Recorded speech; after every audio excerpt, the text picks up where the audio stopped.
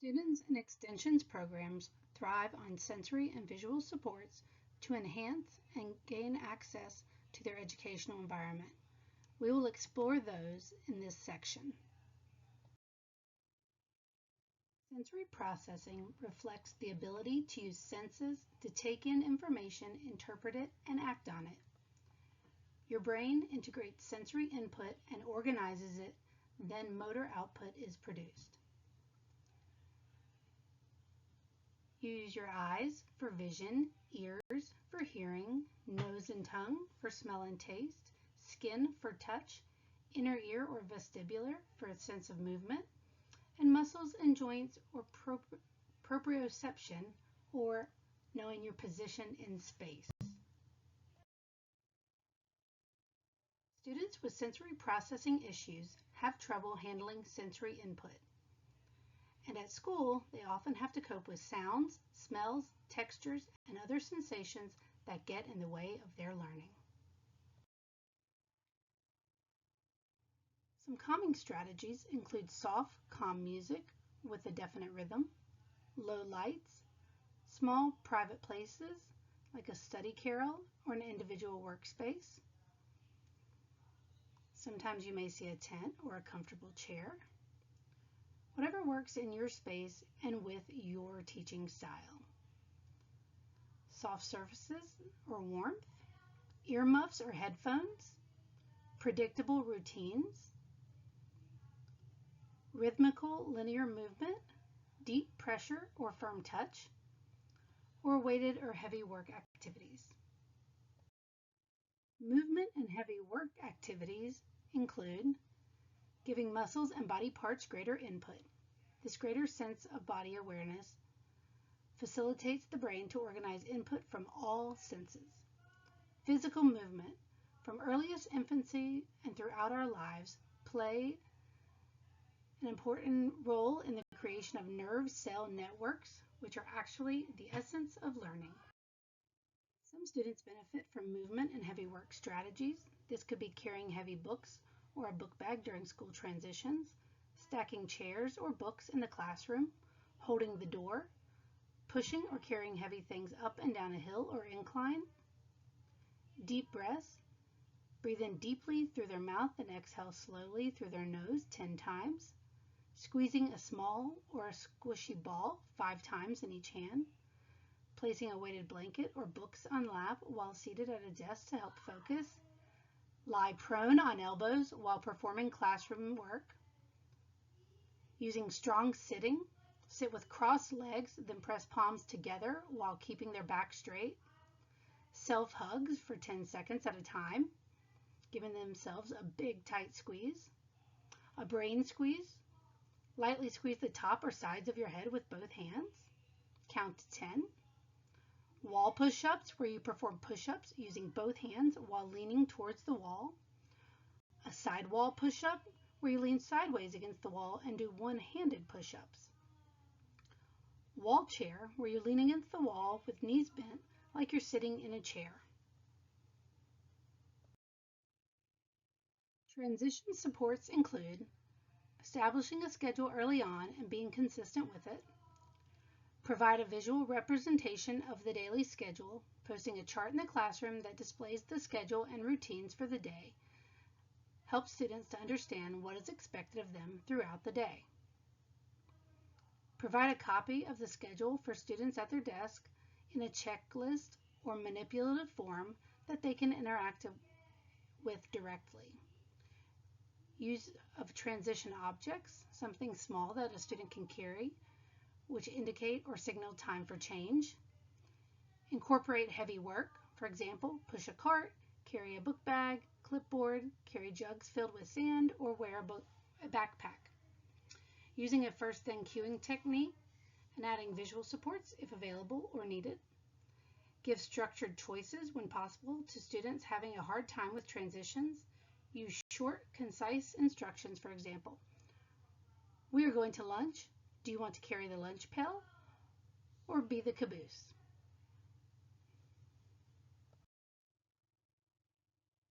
Some additional transition supports are providing advance notice of changes to the typical schedule to allow students to transition better and prepare themselves for the change in the schedule, using a timer to help students know how long each activity will last, using multi-sensory cues such as dimming the lights, or rhythm clapping, or changes in background music, allowing students to move like an animal and modify the speed, fast and slow, for example. Practice stealth movements, encouraging students to move quietly, don't disturb others, be silent, and/or be invisible. Using peer helpers to guide students.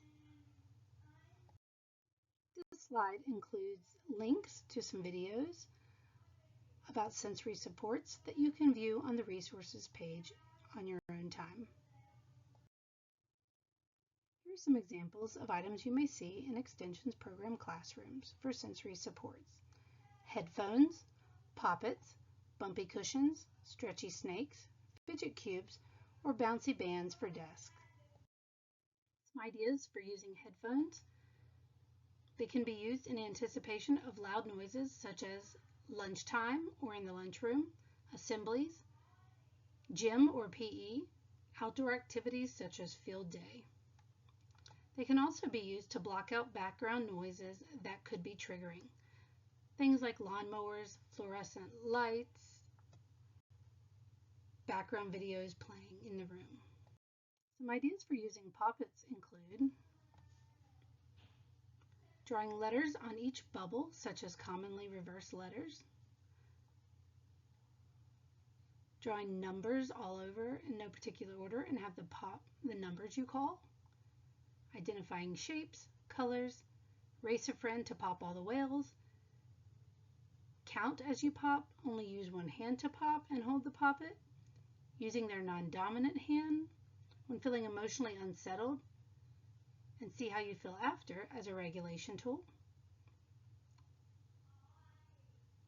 Pop a poppet full of water, shaving cream, rice, beads, glitter, sand, slime, or other substances that the student can tolerate.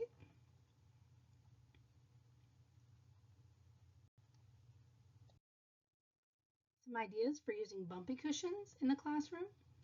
Students can sit on them in their chair during academics to get sensory support. Students can lay on them under their chest or their torso. And these can be used in class, lunch, or special areas as needed.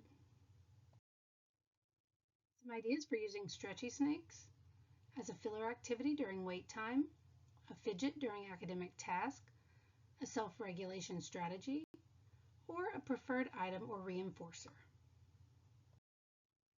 Fidget cube ideas include they're helpful with focus and concentration. Research has shown that when kids can control or direct their movements, especially when stressed or anxious, it's beneficial. Create movement for stimulating the brainstem. Provide fun mental occupation. Support during a sensory-related break to release energy and reduce anxiety. And it can help improve fine motor skills. Bouncy bands can be used during instruction for students to help them be more productive and on task. Students can rest their feet on the band during class. Another great tool is sensory centers or sensory bins. They're great fun for young children that love to scoop, pour, dig, and explore many different materials. A successful sensory bin experience often includes engaging tools kids can use to explore the materials. Here are some ideas that you can use at home or in the classroom.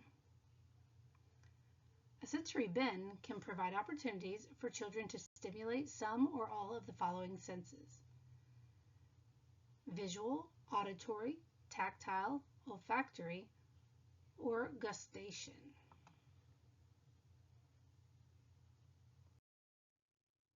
The possibilities for sensory bin tools and materials you can use to fill sensory bins are endless.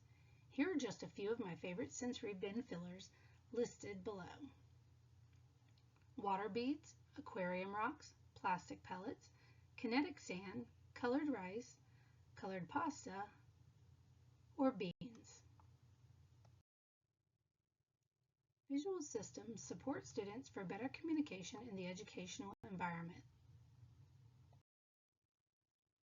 Why visuals, you ask? It only takes 50 milliseconds to take in visual information to the brain.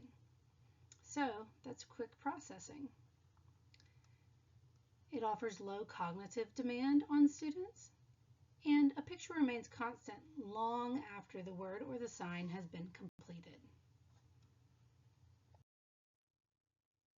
This slide includes 25 reasons to use visuals, which is also linked on the resources page for this course. CMS has a great visuals website via Google Drive that anyone with a CMS email can access. So check it out. Remember, when you're working with visuals, they need to be explicitly taught.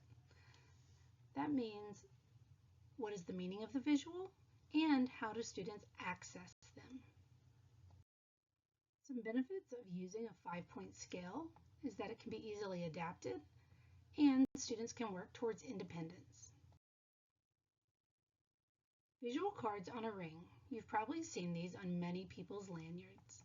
Some benefits is that they're easily accessible, they assist with understanding, prevents escalation, and communicate in a crisis situation. Some benefits of using a core board are that it uses core vocabulary, easy to incorporate across the day, and can be used with or without auditory input. Some benefits of using a first-then. It teaches work behaviors.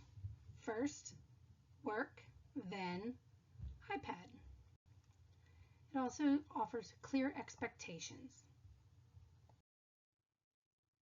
Some benefits of using a picture schedule for your class or for individual students is that it's easily adaptable, easy to incorporate throughout the day, and it shows a clear progression of time. Work-for system benefits include being easily adapted, and it helps students to work towards independence. Some benefits of using social stories with students is that it removes fear and anxiety around a topic. It's less difficulty following the procedures, and it offers preparation for real-life situations, such as the example you see here about fire alarms. Some benefits for using a stop sign visual. It decreases the need for verbal cues, teaches the concept of stop, helps decrease escalation, and remains present when verbal cues stop. Some benefits of using weight cards is that it decreases the need for verbal cues, helps decrease escalation, and like the stop sign, remains present when the verbal cues stop. In this course, we have covered so many ways you can support students in the Extensions program classes, and we are excited for what you can do. Thank you for completing the Google course form at the next page.